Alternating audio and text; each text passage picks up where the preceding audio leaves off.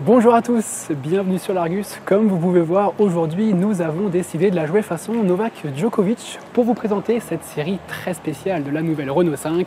J'ai nommé évidemment la version Roland Garros. Alors, vous n'êtes pas sans savoir que ce sport, et plus précisément ce tournoi de tennis français, possède un lien très étroit avec l'automobile, puisque ce lien est né il y a un petit peu plus de 40 ans avec Peugeot. Mais depuis 2022, c'est Renault qui a repris le flambeau. Et cette R5 est le tout premier modèle du losange à porter cette appellation. Allez tiens Peugeot, c'est Renault qui sert maintenant.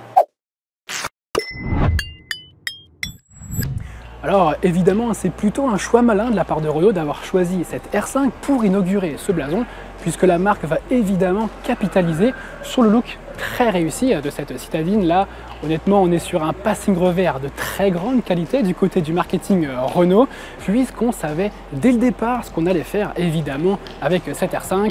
Plutôt bien joué, il faut le dire.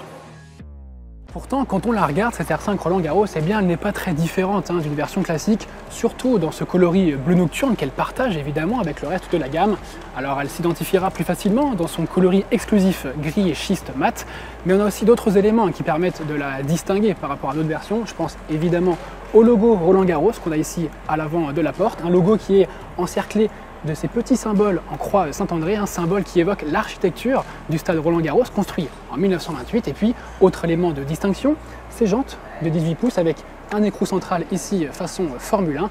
Et enfin, dernier élément distinctif sur cette R5 Roland Garros, il se trouve au niveau du toit avec ce film satiné, film qui, sur cette version de pré-série du moins, n'est pas très bien fini, on remarque quelques défauts. Espérons qu'il soit mieux réussi sur la version définitive.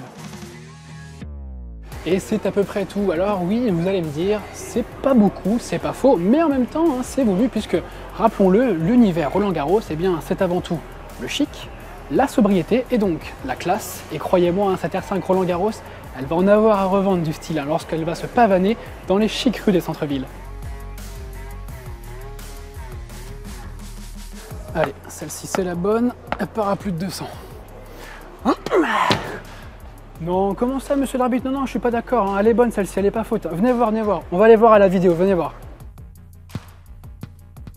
Alors, vous voyez bien, monsieur l'arbitre, je vous avais dit qu'elle était bonne. Comment ça, il n'y a pas d'arbitrage vidéo à Roland Garros? Bon, et bien super, et bien au moins on a le mérite d'être dedans, la R5 Roland Garros. Et ça tombe bien, puisque c'est à l'intérieur que cette série spéciale se démarque d'une version classique avec, dès l'ouverture des portes, ces seuils en aluminium frappés du signe Roland Garros. Puis on a aussi d'autres éléments distinctifs avec le logo Roland Garros embossé ici au niveau des dossiers des sièges. On note d'ailleurs la très belle sellerie en tissu gris clair sur cette version Roland Garros. C'est une sellerie spécifique justement à cette R5 Roland Garros. On a encore d'autres éléments distinctifs avec au niveau de la planche de bord l'inscription rétroéclairée Roland Garros ou encore des tapis de sol couleur ocre pour faire référence là aussi à la couleur de la terre battue. Et en parlant de terre battue, eh bien sachez que dans la conception du chargeur induction, Renault a intégré de la poudre de terre battue. Et pour finir, un dernier petit coup d'œil au monde de la balle jaune avec ici au niveau du levier de transmission ce grip, cet effet grip de manche à raquette. Et là encore, on retrouve l'insigne Roland Garros au niveau du levier de vitesse. Alors là, si vous vous rappelez plus du nom de la finition de votre R5, c'est écrit partout, vous ne pouvez pas l'oublier. Et ça, c'est mon petit conseil pour les tennisman comme moi du dimanche. Si vous ne savez pas où poser votre raquette dans la R5, eh bien, choisissez l'option de la panette à pain, puisque comme ça, eh bien, vous pourrez mettre la raquette au niveau de la banette et vous serez prêt à taper une balle, même au feu rouge. Astucieux, hein? Hop, hop, hop, monsieur Renault Garros, là, qu'est-ce qu'il y a sous le capot de votre R5? Pas de produit illicite, j'espère? Bon, évidemment que non, moi je suis le genre le plus sain du circuit, c'est bien connu. Par contre, si vous me demandez ce qu'il y a sous le capot de ma R5, eh bien, il y a un bloc électrique de 150 chevaux qui est associé à une batterie de 52 kWh et qui confère une autonomie de 410 km selon le cycle WLTP.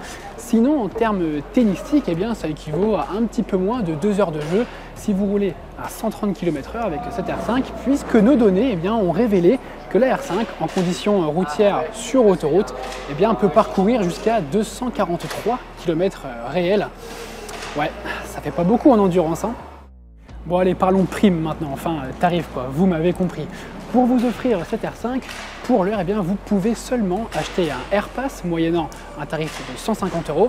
Alors ce n'est pas comme un acompte, hein. Si vous voulez, le AirPass est un petit peu comme un abonnement au tennis, c'est cher et ça ne sert pas à grand chose, si ce n'est pouvoir réserver son terrain, et donc ici dans ce cas de figure, sa R5 pour pouvoir en profiter en premier.